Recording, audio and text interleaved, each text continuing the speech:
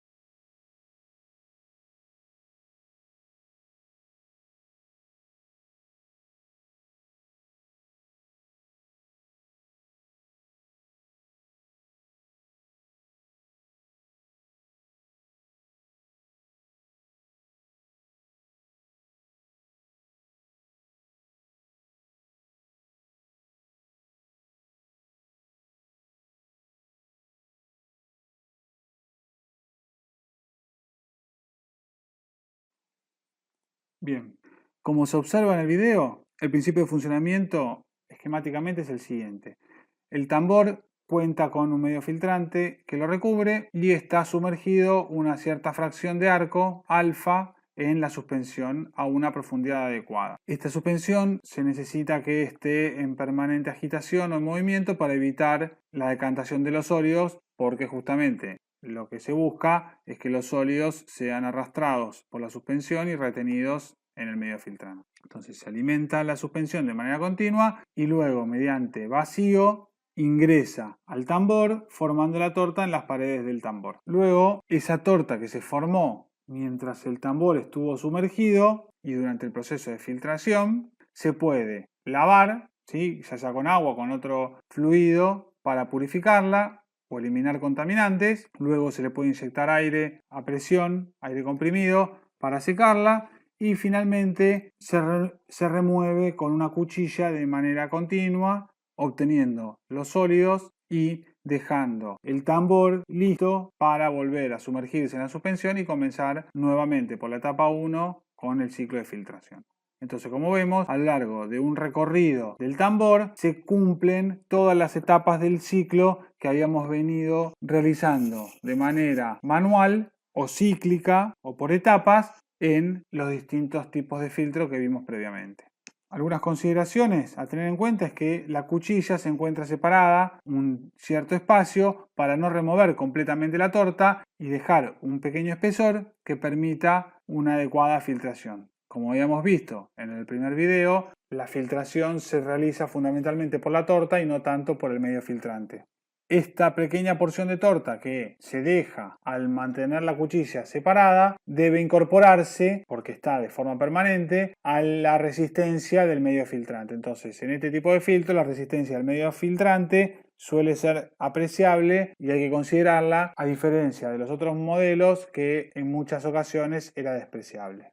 Entonces, ¿cuáles son las ventajas de este tipo de filtro? Su automatización hace que tenga muy bajos costos de mano de obra, al ser totalmente continuo y automático. Puede manejar precipitados grandes y voluminosos y, como vimos, puede ser totalmente automatizado. Como desventaja, no puede manejar materiales coloidales o gomosos. Entonces vamos a desarrollar ahora las expresiones para este filtro en particular.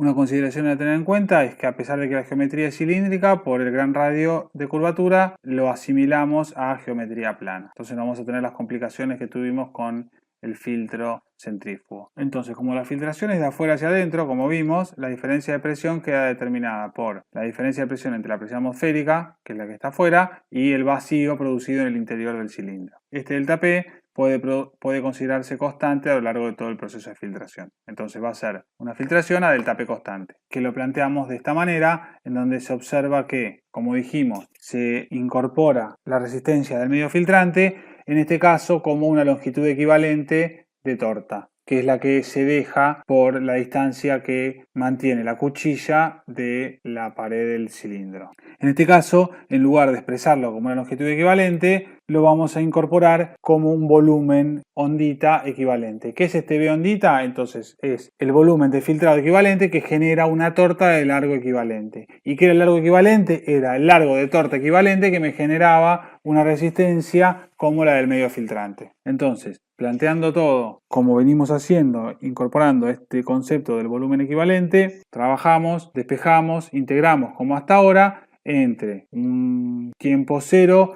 y un tiempo de filtrado genérico y una producción cero y una producción V ondita genérica. Ahora, ¿cuánto va a ser el tiempo de filtrado en cada revolución?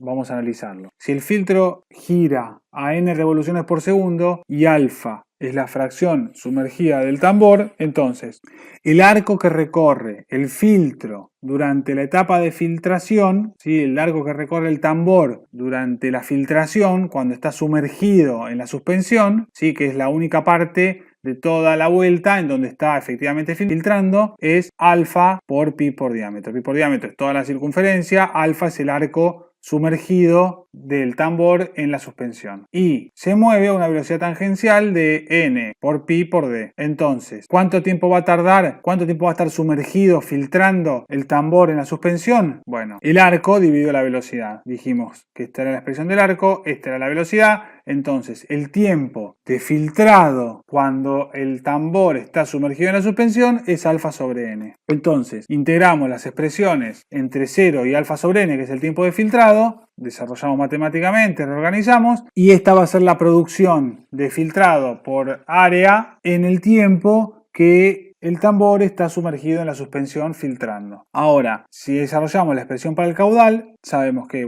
caudal se puede expresar como el volumen de filtrado por tiempo. Si agrupamos volumen de filtrado sobre área, es V ondita, y tiempo habíamos dicho que era alfa sobre n, y reemplazamos. Entonces el caudal de filtrado nos queda expresado de esta manera en función del V ondita, en donde el área de filtrado se reemplazó por el área sumergida de tambor en la suspensión. Pi por D por Z es la superficie de todo el tambor, por alfa es la fracción sumergida en la suspensión. Pasamos multiplicando el área de filtrado, entonces nos queda la expresión para el caudal de filtración, que como dijimos es constante porque es una operación continua. Y reemplazamos la expresión para el B ondita y nos queda la expresión para todo el caudal. Entonces tenemos una expresión para el volumen de filtrado por unidad de área y una expresión para el caudal de filtrado que, como dijimos, es constante a lo largo de toda la operación. Lo que se puede apreciar es que cuanto mayor es el n, mayor va a ser el caudal obtenido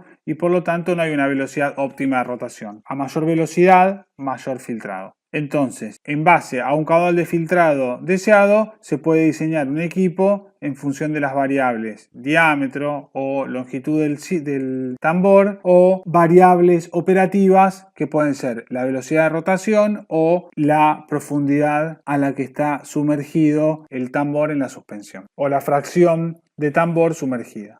Bien, ahora vamos a ver un ejemplo de aplicación práctica de los conceptos desarrollados para el filtro rotativo. En este ejemplo tenemos un filtro rotatorio continuo operado a vacío con un diámetro de 2 metros y una longitud de 2 metros que en todo momento tiene un sexto de la superficie filtrante total sumergido en la suspensión. La suspensión está a 1 bar, la presión interna es de 0,45 bar y necesitamos calcular cuál es el caudal de filtración sabiendo ese delta P y que la velocidad de rotación es de 1/3 de RPM. Para eso vamos a despreciar las resistencias que no sean las de la torta. Suponemos que esta se remueve completamente con la cuchilla y finalmente tenemos como información cuál es la ecuación de filtración de la torta, en donde tenemos la expresión de la velocidad del fluido a lo largo de la torta en función del delta P expresado en bar y del volumen de filtrado por área expresado en metros.